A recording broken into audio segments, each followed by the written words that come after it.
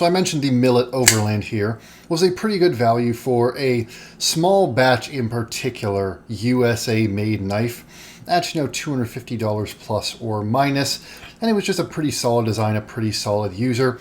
Timothy 9596 pointed out that if you want, titanium, if you want a really nice action, if you want a really functional blade, you can get that all by upgrading a Hogue Deka, and he's not wrong.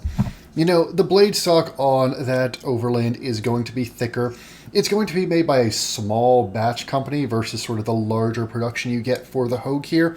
But the fact is, if you take this Hogue, which is made in the USA, which has a blade that cuts very nicely, especially when you resharpen it, with, honestly thin blade stock, but thick enough for most tasks, especially in a tougher steel like Magna Cut, and with now a bunch of aftermarket handle scale options. These are still the stock FRN, but with things like AWT, Applied Weapons Tech, with things like Flightanium, with various ways that you can upgrade this, you can get a metal handled, either aluminum or titanium handled knife for about the same price as a Millet Overland, with everything made in the USA, especially if you go that Applied Weapons Tech route.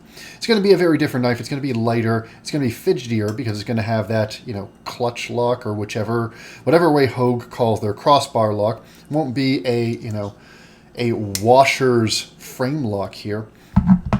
But that is a very good option. And I do think that this Hogue Deka, if you want something that is a very good functional knife and you really care about made in the USA, given how cheap these Dekas are, fully stock, especially in this FRN configuration, getting a Deka and then throwing a couple upgrades on it, especially a scale upgrade, is going to be a very affordable way to get a premium feeling but still very functional knife made in the USA. So I do appreciate, Timothy, you giving that suggestion, and I think it is one worth recommending to a lot of people.